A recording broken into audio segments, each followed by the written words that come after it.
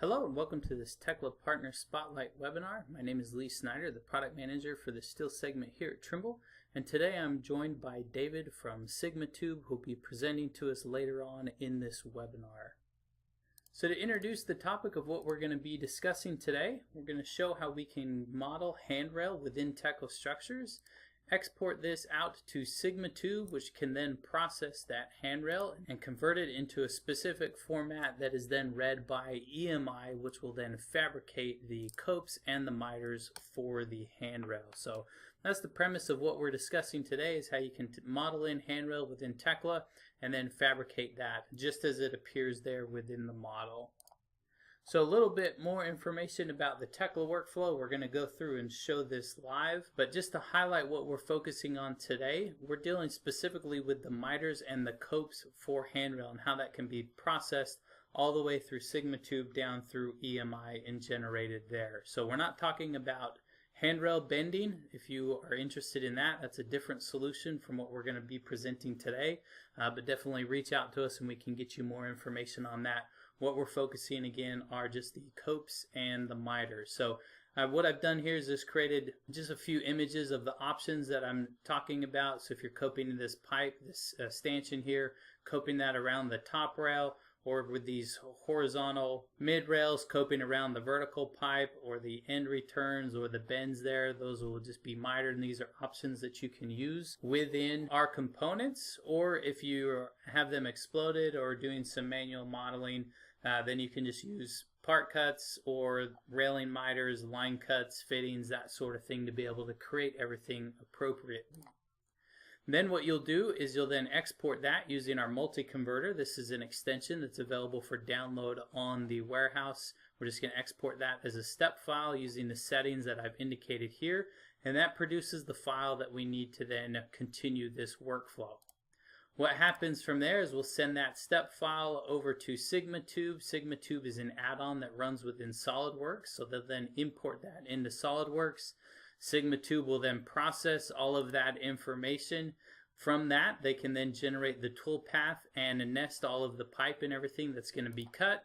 That can then be posted to the machine where it will actually be fabricated just as it appears there within the model. So let's go ahead and take a look in the Tekla model to see how we can get the proper exports to send over to SigmaTUBE. So the first thing that I'll do is just come in and filter out everything except my stair and rails so that we can easily see these. You'll notice here in the model there are already some existing rails. These are modeled properly so that we can send the export. You'll also notice here that I have some stairs where the handrail hasn't been modeled yet. We'll go ahead and add that in just to show you the settings that are used.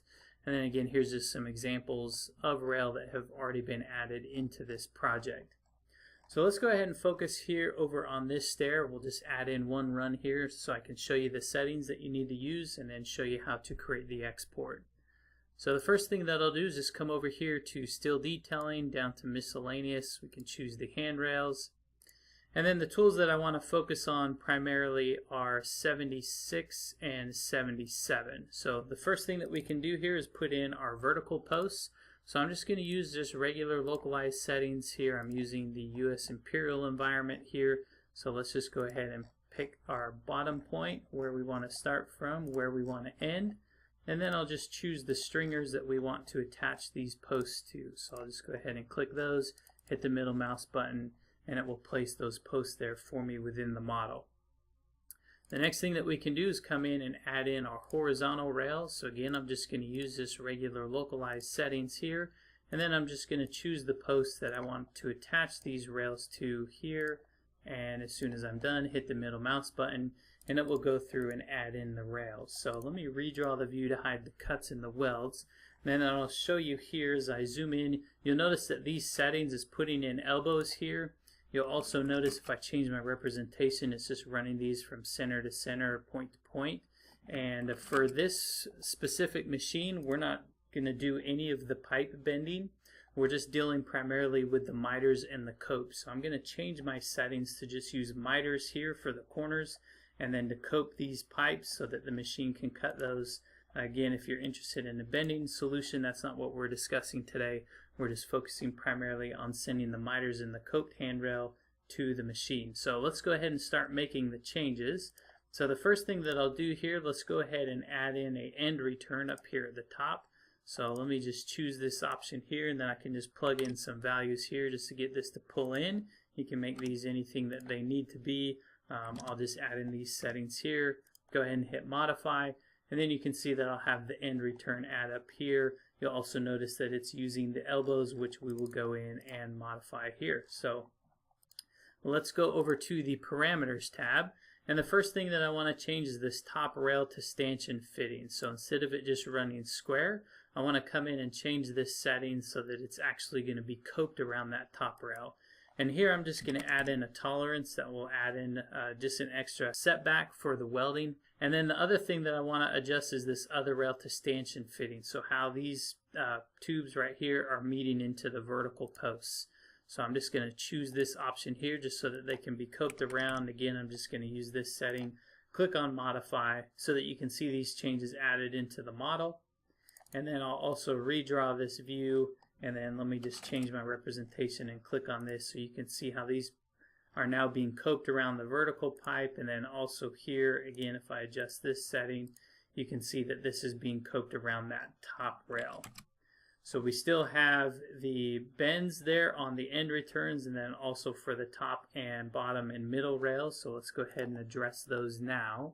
So if I come over to the Rails tab, these are the settings that I want to change from using any of these elbow options to just use this mitered setting here. So that will go ahead and adjust that for both of my top and bottom end returns as well as my top and bottom rails. So I'll just go ahead and hit modify, and we can see these changes take place within the model.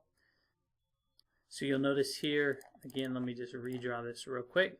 But you can see now I have the miters here on my top and my bottom rails, and then also the miters here for my bottom return as well as for my top return. So next thing that we need to do are to adjust the middle rails. So let's go to the middle rail tab, and again we're just going to make the same change from being bent to a miter option. Let me select this in the model, go ahead and click on modify, and then it's going to adjust these rails here, as you can see they're right in the middle.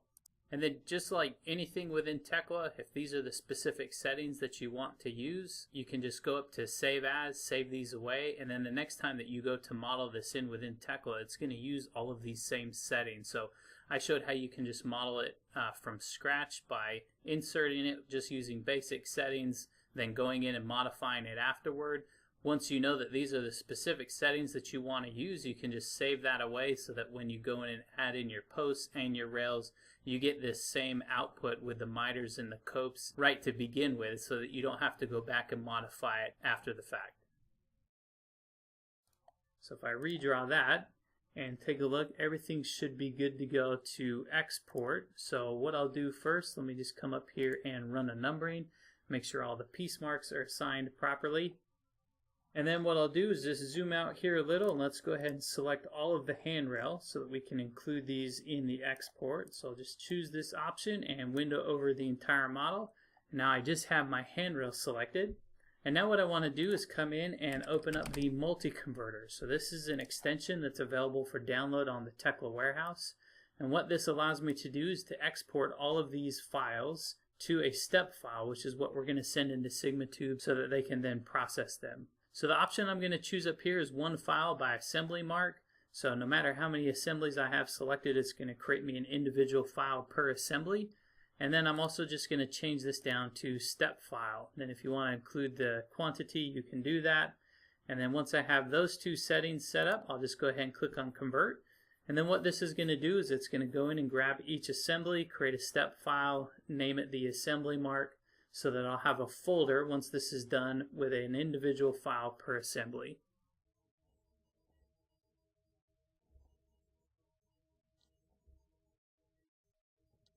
So here's the folder with all of the step files that have been created. I have a free CAD viewer that allows me just to view these step files, or I could just insert them back into Tekla.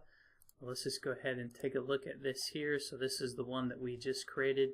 You can see that it's exported these as just nice straight tubes with the nice cuts, which is what they'll use in SigmaTUBE and for the machine cutting. If I close this, we can take a look at one other example. Let's say that we look at 8707.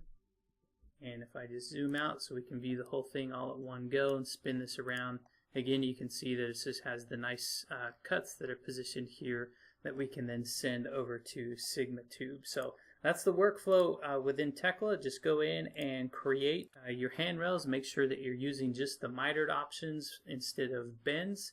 And then also for the copes, if you want to include those, the machine will be able to do that. So then I just take these files, send those over to SigmaTUBE so that they can be processed. So David, I'll hand things over to you. Thanks, Lee. I'm David, a web support engineer at SigmaTech. We're going to take that step file from Tekla and bring it into SigmaTUBE. SigmaTUBE is an add-in for SolidWorks, so the file is importing through SolidWorks first. A step file created in Tekla comes in as an assembly automatically. So all we need to do is save the file and the bodies inside.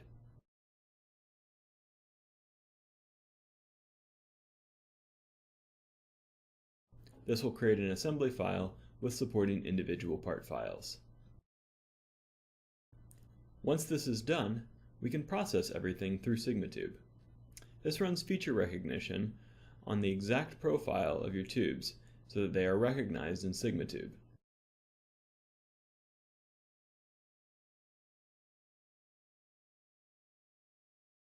Then we can easily filter out parts that aren't run on your tube cutter.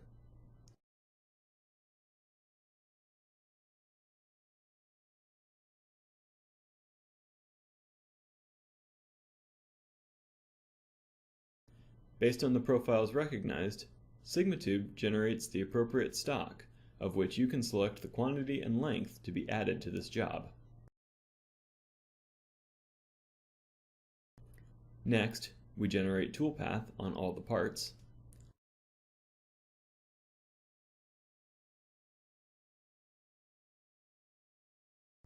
and nest them using our patented true-shape nesting algorithm to maximize material usage and reduce scrap.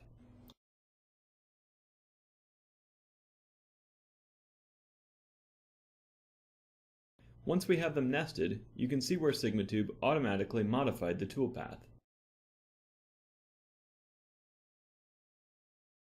Since 4-axis machines cannot bevel, SigmaTUBE will cut these miters and copes along the inside diameter in order to leave a weld gap, so your fabricators don't have to grind anything and can just weld them. Next, we can preview the entire stick getting cut right alongside the NC program you'll be sending to the machine.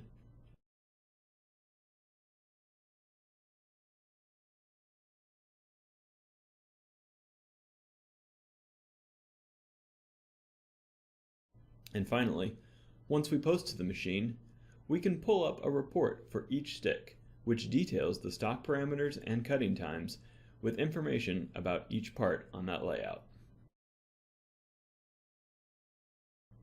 And that's all there is to it. That is some really cool stuff, David. Appreciate you coming in and showing us that. And I think my favorite part is watching that toolpath run where you just see simulated how that pipe is going to be cut. Just some really impressive stuff that we're able to do with data from the model and feeding into machines. So I think that about wraps up the content of what we had planned to show today, featuring the workflow from modeling in handrail into Tekla, feeding that down into SigmaTUBE to be processed all the way through the cutting with EMI. So I've listed here the websites if you have any questions or want to contact us about this or any other products that we offer. Feel free to use the websites, navigate to the contact us portion of the website, and then we'll reach out to you as quick as we can. But we definitely appreciate your time today. Thanks for taking the time to watch this. If you have any feedback or want to watch any of the previous webinars that we've done, you can see the website there. And as always, thank you for watching.